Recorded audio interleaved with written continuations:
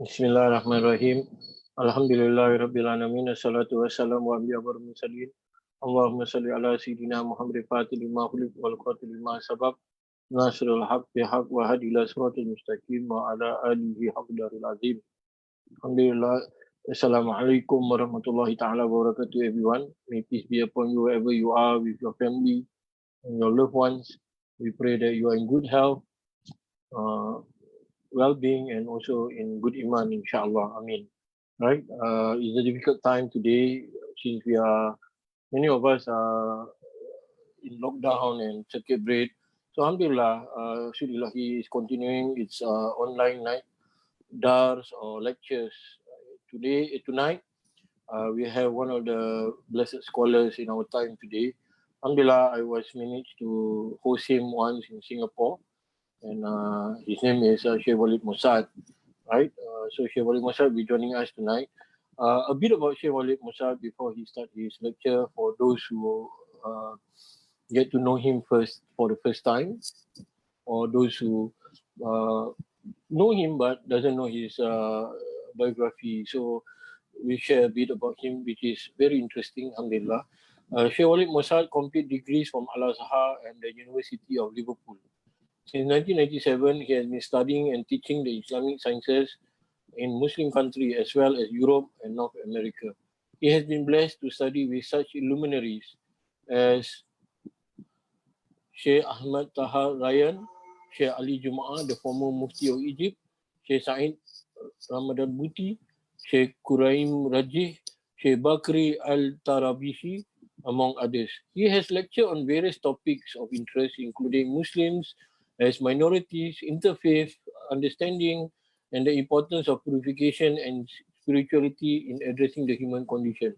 Tonight, Sheikh will be touching on companionship with Allah subhanahu wa ta'ala. And what a interesting and important topic in today's time where we are facing such critical issues involving humanity that affect us also under pandemic situation right now.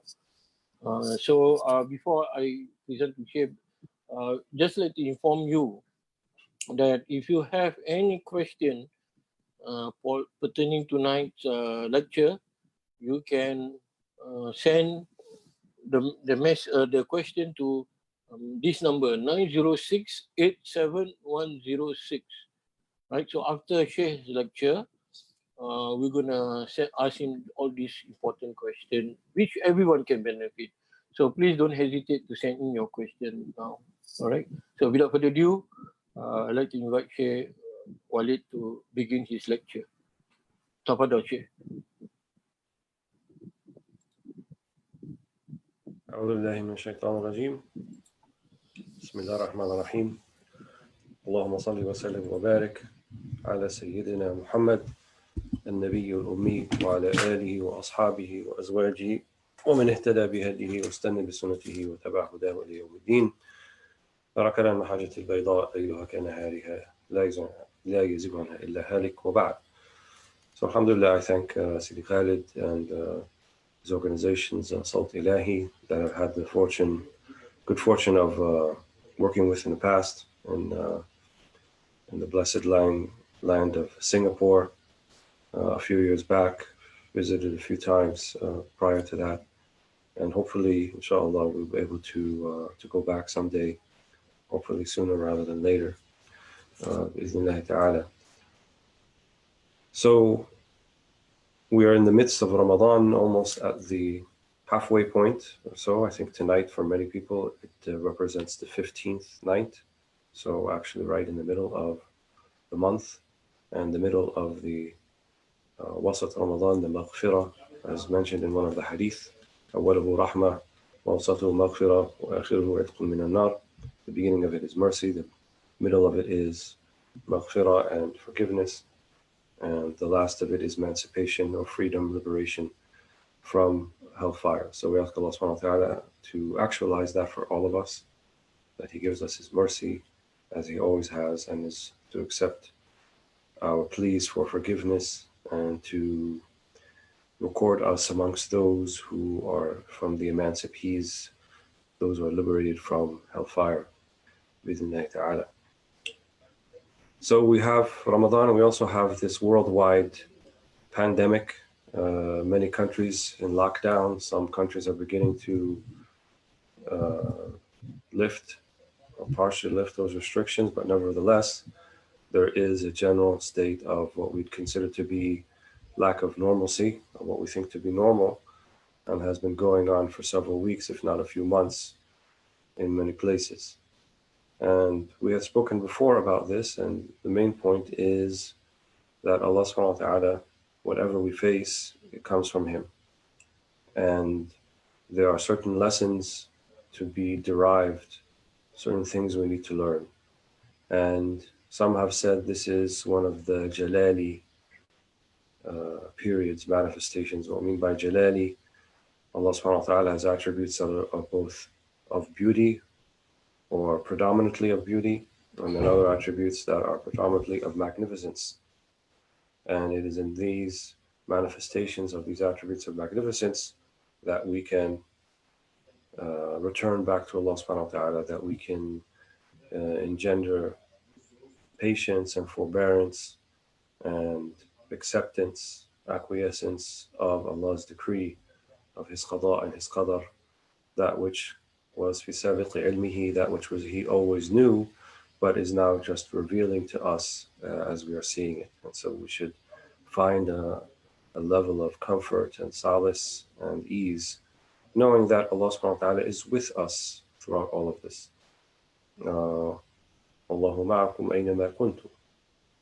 The Prophet ﷺ said to Abu Bakr in the cave, Inna Allah la tahzan, inna Allah ma'ana.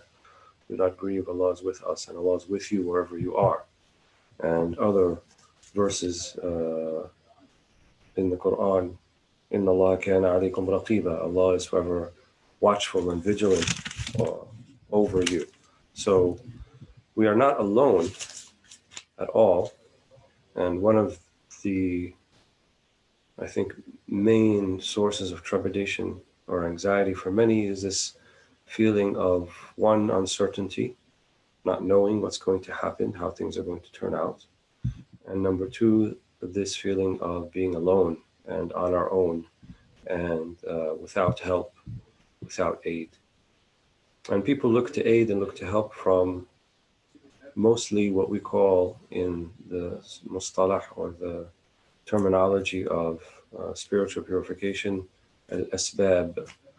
So to intermediate causes, material means. And so when those material means are no longer forthcoming or are not forthcoming in the manner that we are accustomed to, this is cause for worry, is cause for anxiety. And it's also cause for us to reevaluate our relationship with Allah subhanahu wa ta'ala. لأن صاحب الأسباب وهو المسبب عز الله عز وجل, the one who is in control of the material means and the one who puts them into place, and also the one who can withdraw them and deprive us of them and take them away, is the same, namely Allah subhanahu wa ta'ala. And so our situation, whether we are surrounded by material means or we are surrounded by nothing in terms of material means, is actually one and the same. Then one of the lessons we can draw is that Allah subhanahu wa ta'ala is seeking to bring us back to Him. You know, the verse in the Quran, ظهر الفساد في البر والبحر بما كسبت أيدي الناس ليذيقهم بعض ما عملوا ولعلهم يرجعون. We have put fasad, corruption, in the bar and the bahr, in the land and the sea, and so that they may taste of some of that which they have done, and they can return back to Allah subhanahu wa ta'ala. Now, this doesn't mean that each individual has done something that requires us to have this jalali ta'deeb, this sort of strong message from Allah subhanahu wa ta'ala, but we are one humanity, and Allah subhanahu wa ta'ala treats us as one humanity, one ummah. And we are one ummah indeed. We have, even though when we divided into two parts of the ummah, ummah al-istijaba, ummah al-da'wah, the ummah that has answered the call of the Prophet ﷺ, the call of God, and the ummah that is yet to be called to it or yet to answer it. Nevertheless, we are all from the ummah of Muhammad sallallahu alayhi wa sallam. And so in the number of people that are on the face of the planet, there are the number of messages and the number of lessons that can be learned during this time. And not just this time, but every day. And not just every day, but in every moment. And not just in every moment, but literally in every breath that we take. That's why they said that the pathways to God are commensurate with the number of breaths of the souls. بعدد أنفاس الخلائق. So the number of breaths of the souls, think about how many that is, how many times you breathe in a second, 50 or 60 or 70 times, or it might be times in a minute actually, and then times 24 hours, and then times the number of days and months and number of people that we have. So these tajalliyat, these manifestations of Allah's generosity and of Allah's wisdom and of Allah's also jalali attributes of qahar, of power, and of his own overwhelming awesome nature, and of imata and ihya, of giving life, of taking away life, of giving izz, giving dignity, and giving humility, dhul. So all of these things are happening continuously, all the time. And they're there for us to observe, and they're there for us to come into acquaintance with, and they're there for us to take as a moral lesson. But what keeps us from imbibing those lessons or from seeing those lessons has to do very much with the nature of our condition in this realm, in this world. And so we are souls, but we are souls that are bound by these physical bodies that we occupy. And these physical bodies have certain needs. They have the need to eat and to sleep and to drink and to rest and to procreate. And those things, if left unmanaged, if left without a methodology, a program by which we can regulate them, then they can go very much astray, and they can lead us very much astray as well. And so this is usually the word used in context here is an-nafs, or the ego, or the appetitive soul, the appetitive ego. And it is our appetites for all sorts of things that can get us into trouble, and more importantly, that can put up a barrier, a veil between us and Allah subhanahu wa ta'ala. And so in order to get back to our purest souls, Allah subhanahu wa ta'ala has given us the program, the way by which we can do that. And so this is all summarized in the Sunnah of Muhammad sallallahu alaihi wasallam. So the Sunnah of our Prophet sallallahu alaihi wasallam is the means by which we can come back to Allah subhanahu wa ta'ala, and the means by which we can know Allah subhanahu wa ta'ala, the means by which we can more properly worship Allah subhanahu wa ta'ala, and the means by which we can also find this sort of bliss and happiness, not just in the next life, but to a great degree in this life as well, if we become more intimately acquainted and knowledgeable of the many, many blessings of God that are constantly being sent our way, and also to observe the moral lessons that He also sends our way. So, that being said, one of the things that we wanted to talk about in more detail is this idea of taking Allah subhanahu wa ta'ala as your companion, or companionship with Allah. And we said at the beginning that we are not alone. Wallahu ma'akum aynama kuntum. Allah is with you wherever you are. And the Prophet sallallahu alaihi wasallam said emphatically to Abu Bakr as-Siddiq, La tahzan, do not grieve, Allah is with us. So what does that mean, that Allah is with us, or that we can take Allah subhanahu wa ta'ala as a companion? The Prophet sallallahu alaihi wasallam also said, before he would set out on a journey, the supplication of travel, or dua as-safar, and it would begin with Allahumma anta as-sahibu fi as-safar wal khalifatu fi al-ahli wal mali wal walad, aw fi riwaya fi ahli wal mali wal walad. You are the companion in my travel, and you are the one, the Khalifa, the one I put complete agency and in charge of my family and my wealth and my children in my absence. So the Prophet also said, Kun fi dunya ka musafirin aw abiri sabil. be in the dunya, be in this life, like you're someone who's traveling or just passing through.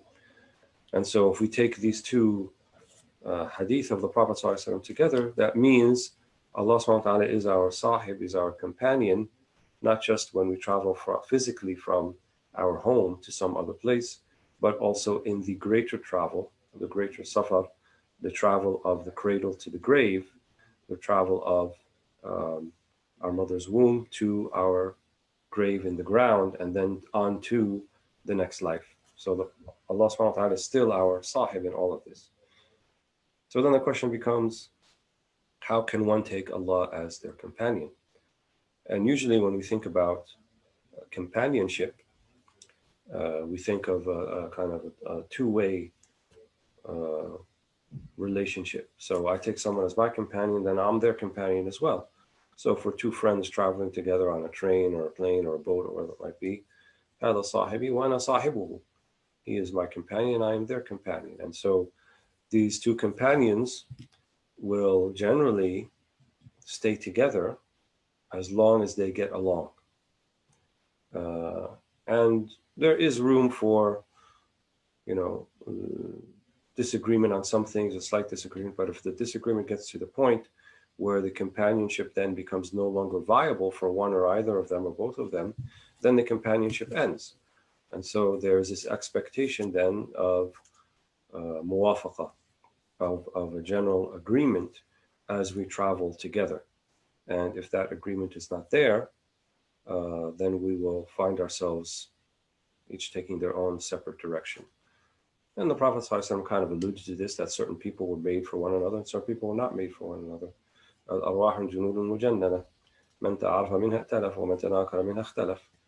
The souls are like bands of soldiers put together, right? Those that know each other will get along, or those that find common ground will get along and stay together. The tanakar means, tanakar is those that don't agree, they don't have common ground, so they will split up. So if that's true with human beings, how does it work with Allah subhanahu wa ta'ala? How can that be conceptualized? The ulama said that it's only a one-way actually companionship. So we take Allah as our companion, but Allah is in no need of having us as his companion. Because Allah subhanahu wa ta'ala ghaniyun 'anil 'alamin. نحن الفقراء وهو الغني وهو غني عن العالمين. We are the ones who are in complete need of him. He is not in need of anyone or anything, and not in need of the worlds that he created. He did not create the universe out of need. He did not need to create the universe. He is still complete, Azza wa Jal, and perfect, and unassailable in every aspect, even beyond our imaginations, even if he didn't create the world, even if he didn't create the universe. That means he created it out of love. He created it out of a single act of love and mercy and tafaddul. And Allah subhanahu wa ta'ala putting his blessings and putting at our disposal these many blessings and bounties. And the first one he gave us was that act of causing us to come into existence.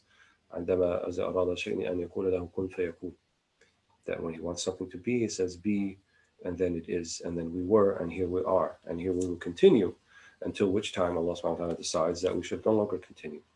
And so even our continuance, our successive recreation, as it were. So we're not just created once, but we are continuously recreated. And that's what it means when Allah subhanahu wa ta'ala maintains our existence. He is recreating us in every infinitesimal moment of time. And so the person we were 3 seconds ago is not the same person we are right now, because Allah recreated us. So every moment, every square nanometer in existence is a recreation of Allah subhanahu wa ta'ala, and in essence a divine intervention. So Allah subhanahu wa ta'ala did not turn the clock and move away. No, he is with us, right? That means he's with us. So we need to take him, but we should take him as our companion. And Allah also says about himself in the Quran, ما يكون من نجوى ثلاثة إلا هو رابعهم ولا خمسة إلا هو سادسهم ولا أدنى من ذلك ولا أكثر ولا أدنى من ذلك ولا أكثر إلا هو معهم أينما كانوا. There's not a group of 3 that gets together except Allah is their 4th, or a group of 5 that Allah is the 6th, nor less than this, nor more than this, except that Allah is with them wherever they are. Wherever they are. So, going back to this meaning of suhba or musahaba, taking Allah as our companion, it's only one way. So we take Allah as our companion. So when we said when it's two people, there has to be muwafaqa. Muwafaqa means agreement between them so they can stay together. How does that agreement work with Allah? Well, the issue I think with some is that we want to, Allah subhanahu wa ta'ala yuwafiquna nahnu. We want Allah subhanahu wa ta'ala to be in agreement with us, with what we want, with what the way that we think things should be or ought to be. And so when they don't turn out the way that we want them to be, then we become unhappy. Then we voice an objection, right? And this objection may not be vocal. We may not say, why did Allah do this to me? But we may have this sentiment in our hearts. And when we wish for other than that which Allah subhanahu wa ta'ala has decreed, as in Imam ibn Ata secondary said, فَقَدْ جَهِلَ جَهْلًا كَبِيرًا. Or كما قال, that we have really fell into a very emotive, reactive, ignorant understanding of Allah subhanahu wa ta'ala when we want things to be other than the way that He wants them to be. So the first step and a crucial step, an essential one, to take Allah as our companion is to be in agreement with Him. نُوَافِقُهُ. How do we be in agreement with Allah subhanahu wa ta'ala?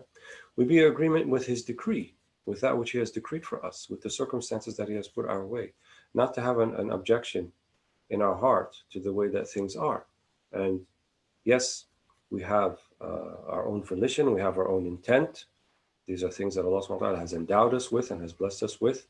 And that's why He has given us or made upon us obligatory certain things, what we call it taklif, kallafana bi ashya. So you are a mukallaf, you are held responsible for things and the acts that you do and the things that you don't do. And if you have people around you that depend upon you, that Allah subhanahu wa ta'ala has obligated upon you certain things to meet their rights, to fulfill their rights, then they translate into responsibilities on your end. And that's where our will is supposed to be used. That's where our volition is supposed to be used. That's where our intent is supposed to be used in fulfilling the commands of Allah subhanahu wa ta'ala. But if we fill most of our time, our mental energy and our spiritual energy, trying to reconcile or change or wish for other than that which Allah subhanahu wa ta'ala has decreed for us, then we are not using our will and our intent in the manner that Allah subhanahu wa ta'ala has decreed for us. He says, yes, these circumstances will come. وَلَنَبْلُوَنَّكُمْ بِشَيْءٍ مِّنَ الْخَوْفِ وَالْجُوعِ وَنَقْصٍ مِّنَ الْأَمْوَالِ وَالْأَنفُسِ وَالثَّمَرَاتِ. Surely we will try you and we will test you with something of loss of life and of thamarat and of profits and of fruit and sickness and so forth. وَبَشِّرِ الصَّابِرِينَ. But the bishara, right, and bishara means a feeling of inshirah, a feeling of expansion of the chest and of the heart, and a feeling of, serenity and tranquility. These are the things that come with bishara. What do we need to do? وَبَشِّرِ الصَّابِرِينَ الَّذِينَ إِذَا أَصَابَتْهُمْ مُصِيبَةٌ قَالُوا إِنَّا لِلَّهِ وَإِنَّا إِلَيْهِ رَاجِعُونَ أُولَٰئِكَ عَلَيْهِمْ صَلَوَاتٌ مِّن رَّبِّهِمْ وَرَحْمَةٌ وَأُولَٰئِكَ هُمُ الْمُهْتَدُونَ. So وَبَشِّرِ الصَّابِرِينَ, right? This feeling of serenity will come to the ones who are sabir, right? The ones who are patient and forbearing, right? And despite the bitterness of the circumstance, as according to our nufus. So the bitterness is not because our spirit feels bitter. No, our spirits are pure. And our spirits can only love what Allah subhanahu wa ta'ala has decreed for it. But it's our egos that feel the bitterness, right? It's our nufus that feel bitter about the situation. And so summon from your innermost core, from your sir, from your ruh, from your soul, patience, forbearance, to counter the bitterness that the ego is tasting, this feeling. And if you do that, then you have the bishara. وَبَشِّرِ الصَّابِرِينَ. And the ones who are afflicted by a calamity, they say, Inna lillah وَإِنَّا إِلَيْهِ رَاجِعُونَ. They remind themselves, who are we and where we're going and what is this all about? We are for Allah and we are returning. We have been returning to Allah. We are on our way already. The moment that we were born, we were already on our way. We were already aging. As soon as we were born, that means we were already dying. So as soon as you were born, you start to age, then you start to die. You're on your way back to God, to Allah subhanahu wa ta'ala. So they remind themselves of this. Inna lillahi inna raji'un. What else? أُولَٰئِكَ عَلَيْهِمْ صَلَوَاتٌ مِّن رَبِّهِمْ. There's no other verse that I recall in the Quran that says salawat from Allah to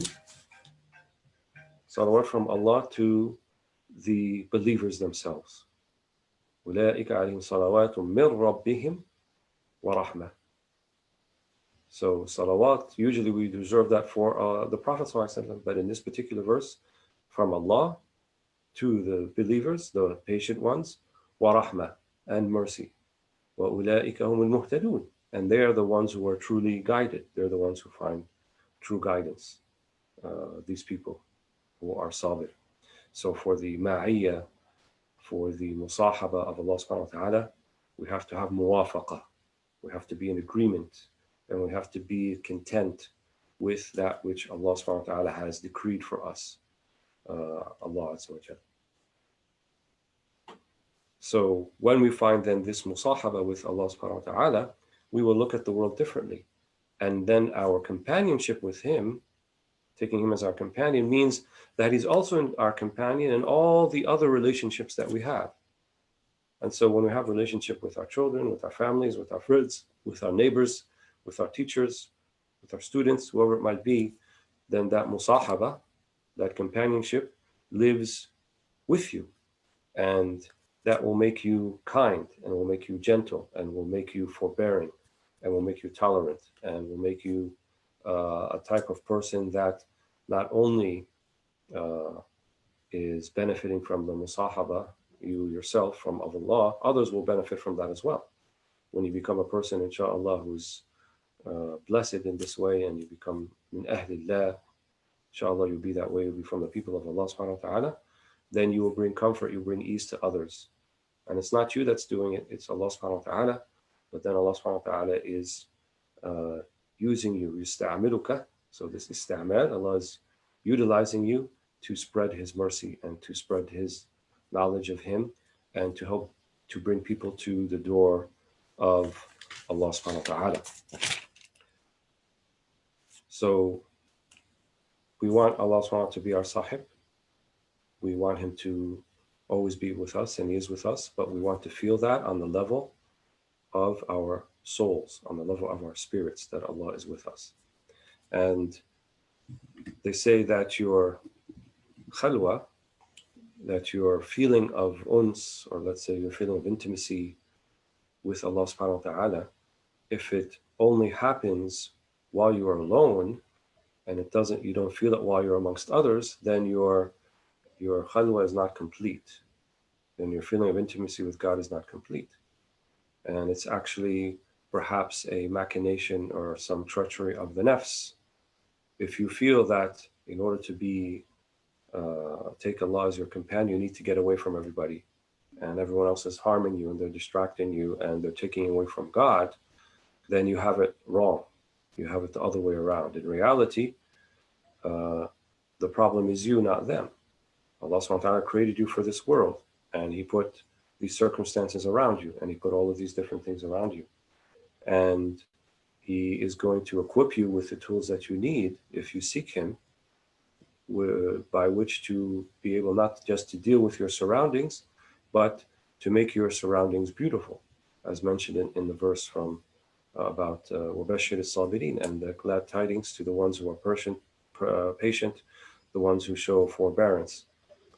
And so your khalwa has to be also working in your jalwa, wal khalwa fil jalwa. So yes, we seek uns with Allah subhanahu wa ta'ala. We seek Him in the middle of the night. We seek Him in the times of our rest, when times are not around, and we deplore and we plead with Him. But when we are around with people, and we have to go about our everyday daily business, know that Allah subhanahu wa ta'ala has not left you. He is still with you. And you can still take Him as your companion. And if you take Him as your companion, then you inshallah will bring that meaning and bring that light to others as well. Bi'idhnillahi ta'ala. So I was told that we have about half an hour, and that's how much we've taken. So I think I will stop here for now. Alhamdulillah. Thank you so much for Sidi Khalid and others. And if there's any questions, we can try to do that now, inshallah.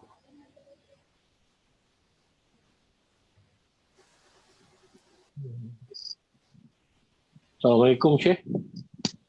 Assalamu alaikum. MashaAllah. Thank you for the dars. I think half an hour is not enough, but MashaAllah.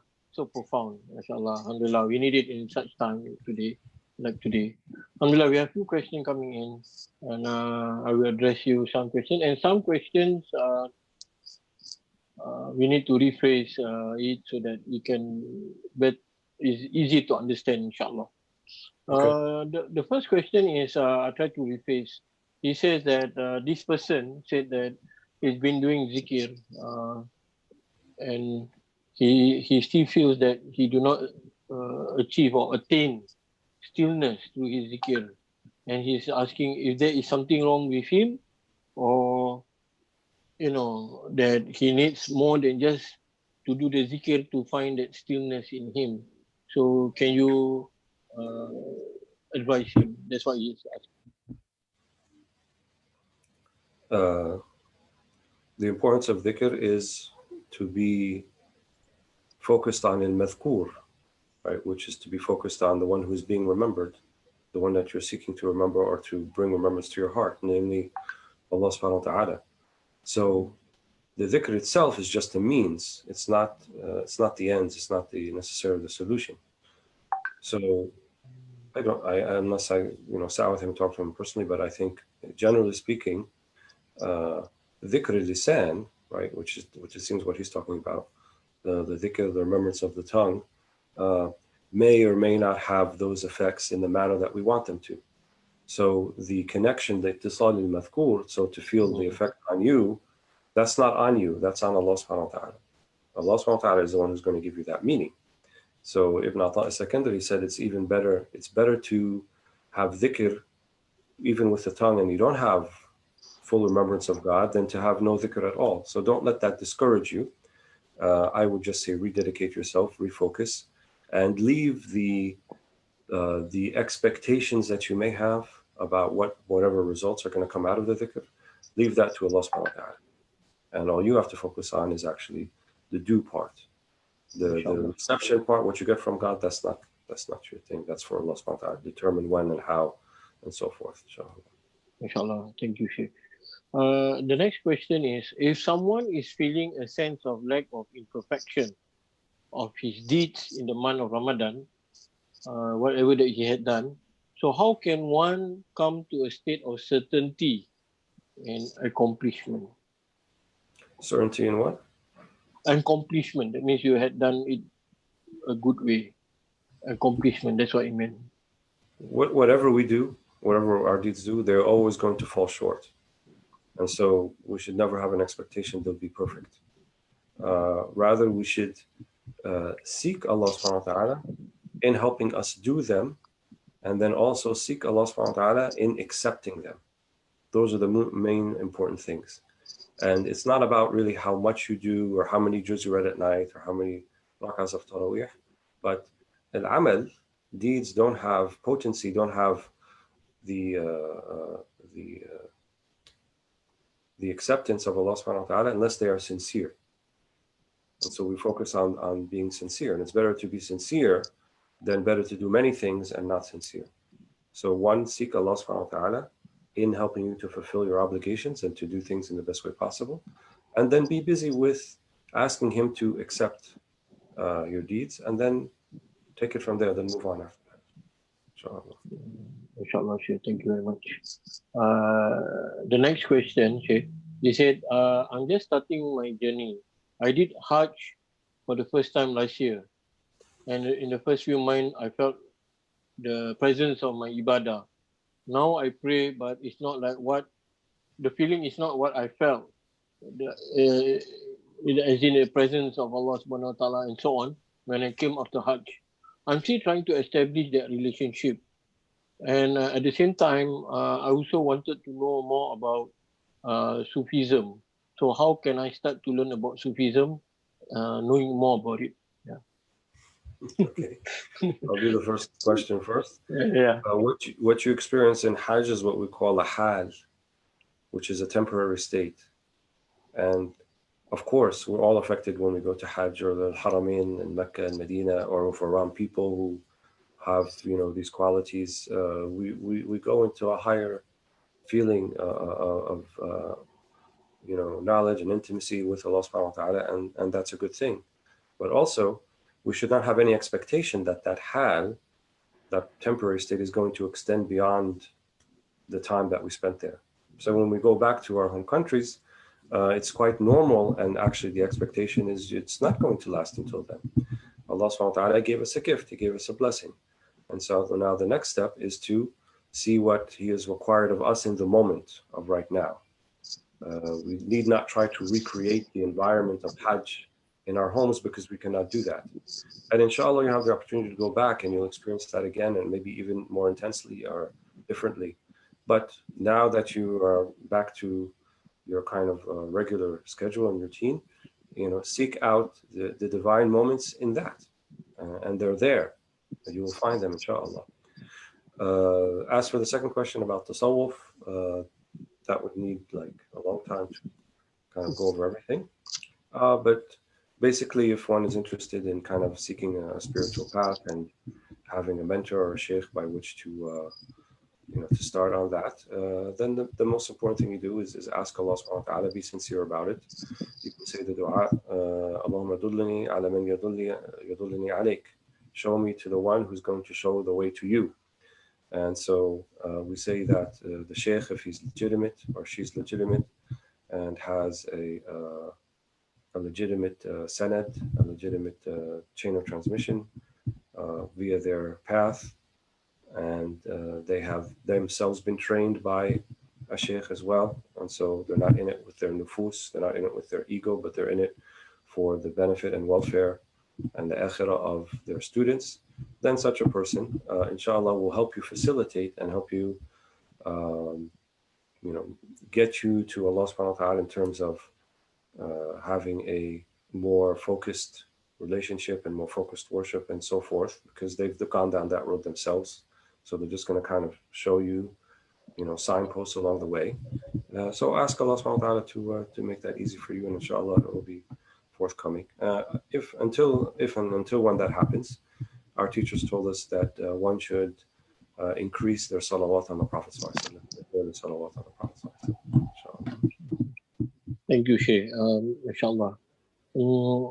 Another question is, Shaykh, someone was asking about how do we call it advice or give knowledge to young children about the conditions that we are in, because my children say asking is like, if there is God, then why is it that God is doing this to us, the pandemic situation? Why is it that God is doing something the opposite of what God's supposed to be?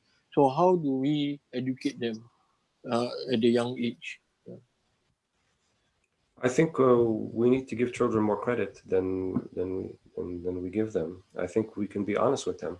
I don't believe that we should sugarcoat or kind of, make it insulate them. We should be honest. Say, like when we read the Quran and study together, we know that our Prophet ﷺ, he also went through hard times sometimes, and his companions, and then other prophets too, like Moses and Jesus and David and Solomon and Sulaiman, and these things happen every once in a while. So Allah subhanahu wa ta'ala can show us how good we have it, and so we can reflect on the nice things that we have and the blessings. And inshallah, when all this is over and we go back to something different, we'll reflect back on this and remember, like, this is important. My friends are important. My relationships are important. Going outside, even just for a walk, which I used to take for granted, that's important. That's a blessing. And so there's a good thing, inshallah, that will come out of it. And we just have to be patient with this. That's what I would say to them. Okay, mashallah. Another question is, you mentioned right just now about seclusion, There are times where you seclude, and there are times when you meet people and contribute. Mhm. So this one question, I trying to rephrase the quite similar sort of question, is how to be detached in this world. What are the steps that we need to do? Like any zikir or any slawat that we need to do, or we need to find someone like the Shaykh, which you mentioned just now, Mhm. to give us that state where we know that we are not attached to dunya, and we are, in such Mhm. a, our heart is in the state of seclusion then. Yeah. Well, true detachment is detachment of the heart, not of the body. So you could be living in a luxury apartment in Singapore Mhm. and still be detached from the dunya, and you could be living in uh, on the street in squalor, and your heart is attached to the dunya. So it's not your surroundings, but it's the state of the heart. That being said, however, it's good to have periodic seclusion or retreat from everything around you, because Shaykh al-Qadir Jilani, for example, he says that your people are a veil from knowing yourself. So if you're always surrounded by people, you don't know what you really like, because you may be just going with whatever people are doing and saying and following along. And then, well, who are you? What are you really like? What are you all about? And so sometimes you need to have a retreat from people, seclusion by yourself. And it can be something like you do daily, a few minutes, or maybe even monthly, a day or two, something like that. People need to do that to recharge and kind of be with themselves. This is what I mean by the khalwa, and to kind of reflect on things, and to also see what am I? What am I all about? Who am I? And do I really have this attachment for dunya in me or not? And so it begins with reflection. It begins with thinking about how all of this is just temporary, no matter how much you have around you, no matter what happens, nothing lasts forever in this life, and it goes away. And so to work for something that is very temporary, as if it is permanent, doesn't make sense. So we should work for the permanent and not for the temporary. And as you mentioned, having a teacher or a sheikh to help one along is important. That also is a big help. And I would restate the same advice I said earlier about how to go about doing that. Yeah. Okay, Sheikh. Thank you, Sheikh. The next question is a bit contradict to what we just talked about having a Sheikh. Because the question asks, do we really need a Sheikh to start our own seclusion at home since we are under pandemic times? Uh, Continue with, how do we go about to find a guiding Sheikh? I think just now you did mention, but this is another sort of question to relating to it. So yeah, that's the next question. Sheikh.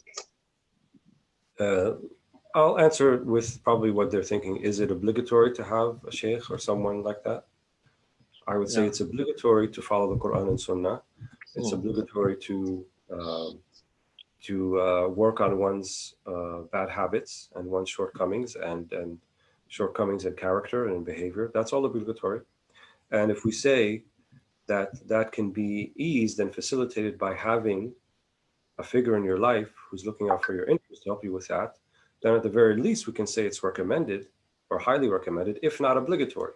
We would say it's obligatory if you're unable to do it by yourself. And I would say for most people, myself included, you can't do it by yourself. It's very difficult. You can you can make progress, certainly. I'm not saying that you cannot, and you can be a very good person. You can be a very good Muslim. Uh, but to really get to the root of a sort of pristine, sincere ibadah, worship and relationship with God that is, it takes its foundation as sidq, as utmost sincerity.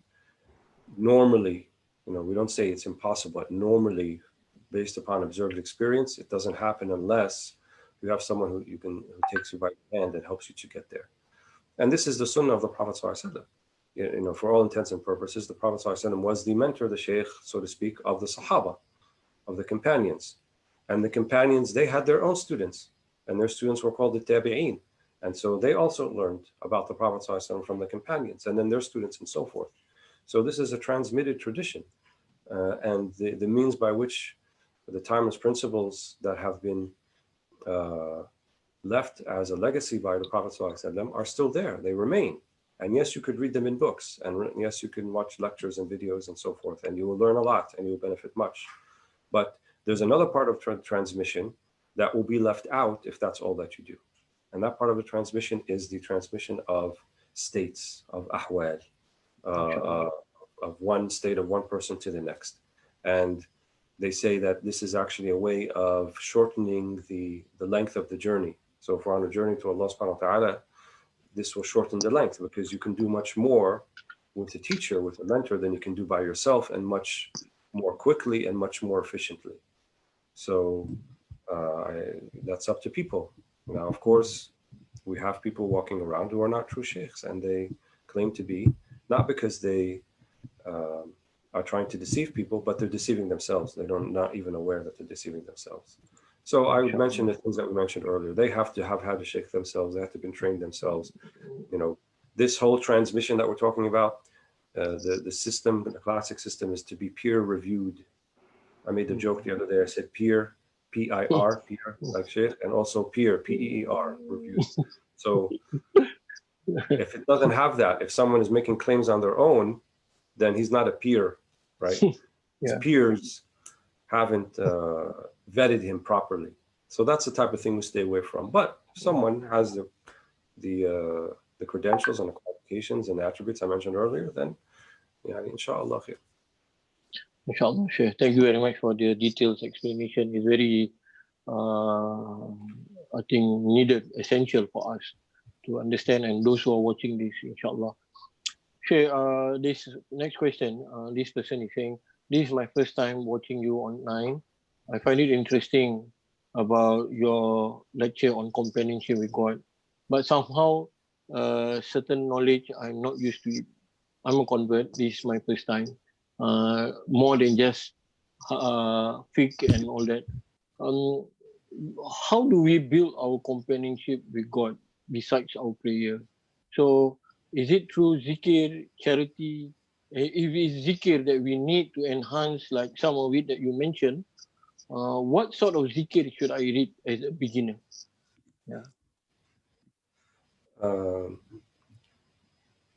Well, the companionship, one of the first steps we didn't really discuss is something called muraqabah, which is to be vigilant, self-vigilant, based on the hadith of Ihsan of the Prophet ﷺ. Worship God as if you see him, but if you cannot see him, then know that he sees you. So that second part is called muraqabah. So to be aware that Allah is aware of you. That's the first step to taking Allah as your companion.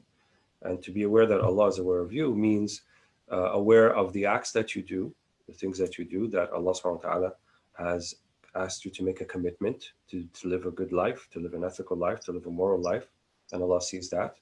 And also to be aware of the,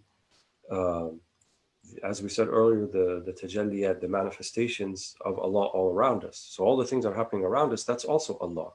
So to be aware of that, to be vigilant of that. And those are kind of the first steps. And dhikr is a good way to do it because we're easily distracted.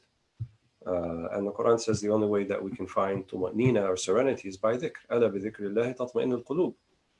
So as a beginning, usually we should have at least a litany, a wird, that is comprised of istighfar, seeking forgiveness from Allah. The Prophet ﷺ used to say, إِنَّهُ لَيُغَانُ عَلَى قَلْبِي فَأَسْتَغْفِرُ اللَّهَ 70 أو 100 مرة.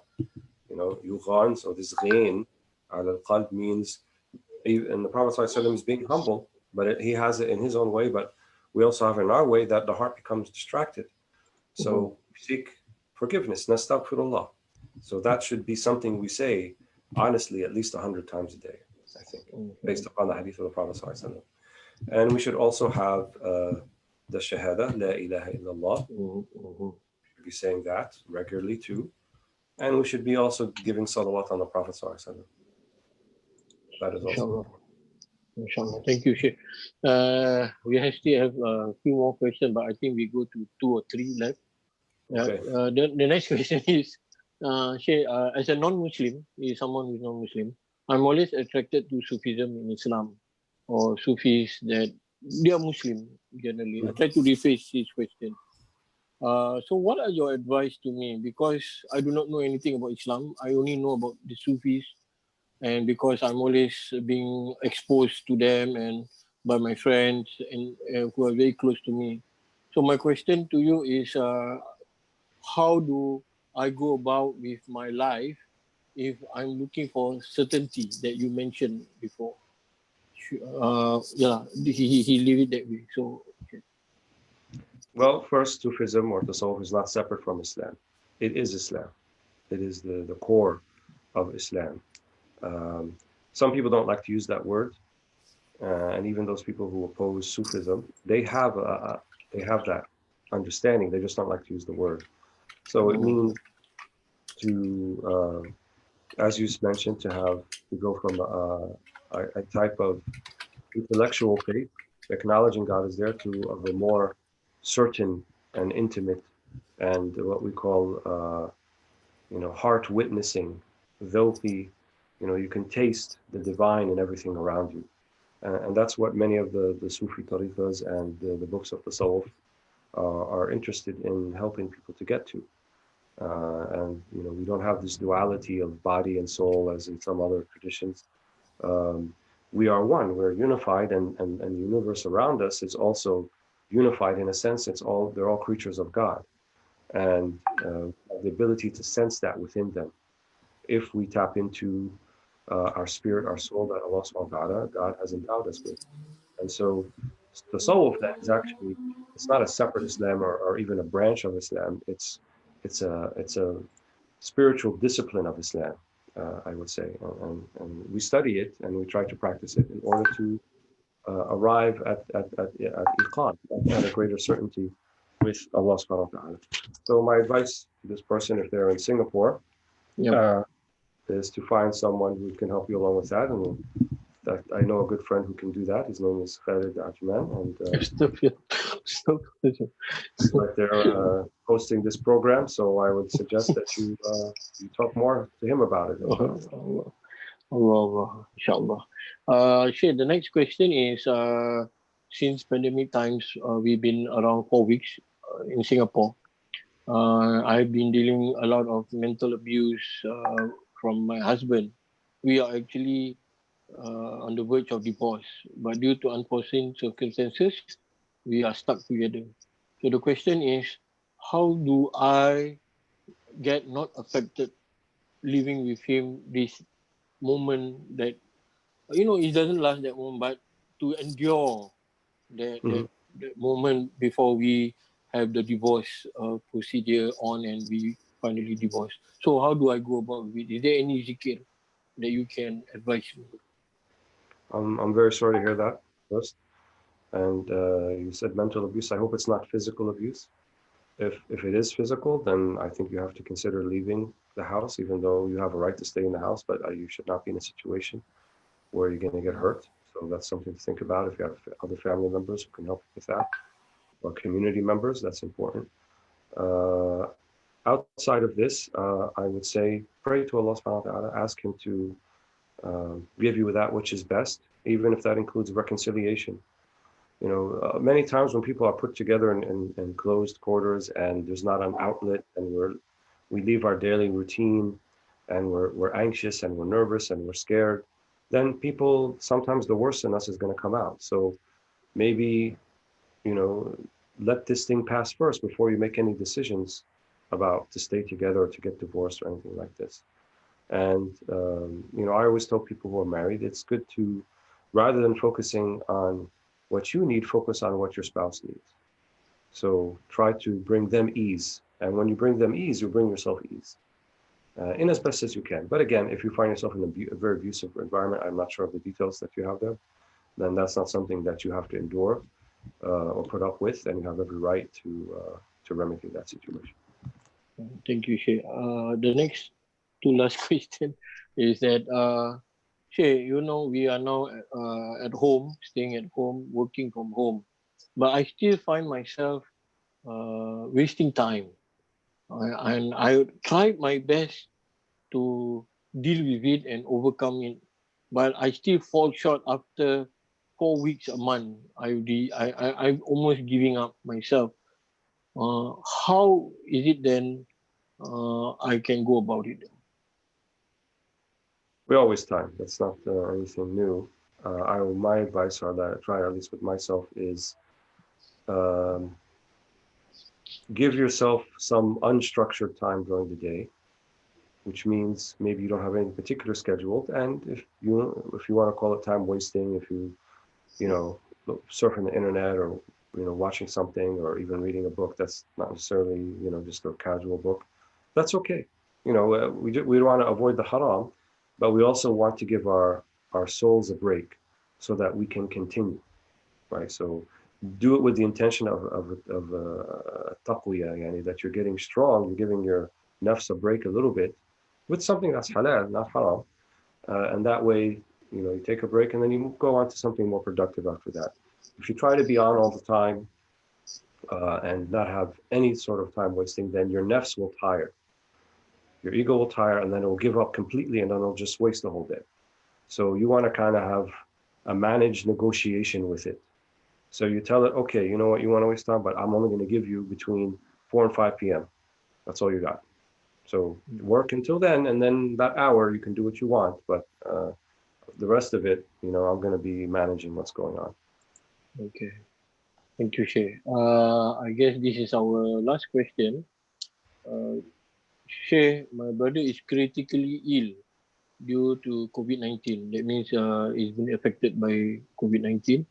What zikr and dua should I be reading for him and for myself? Because I have a lot of anxiety after after receiving the news that he was admitted and infected with the virus.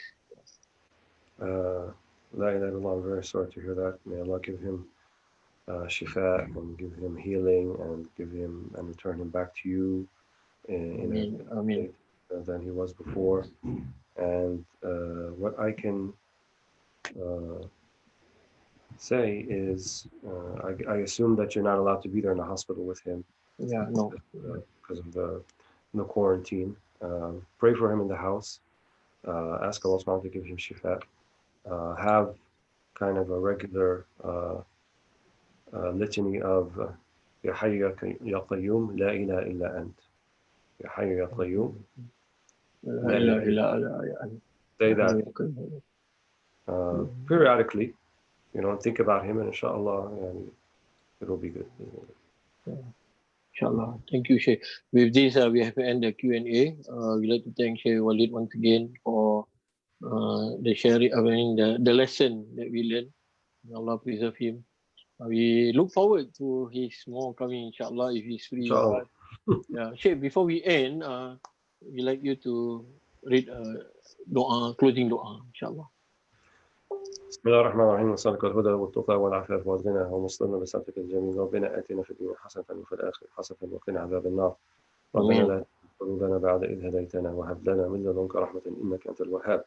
ربنا هب لنا رحمة وهيئ لنا من أمرنا رشدا. الله يا الله يا الله يا الله، بجاه أسماء الله وصفات الله وأنبياء الله ورسل الله والصالحين من عباد الله، ومن حوائجنا ظاهر وباطنا، وما أرنا الحق حقا وارزقنا اتباعه وأرنا الباطل باطلا وارزقنا اجتنابه، وارزقنا حسن نصر وفتح طيب وبشر المؤمنين.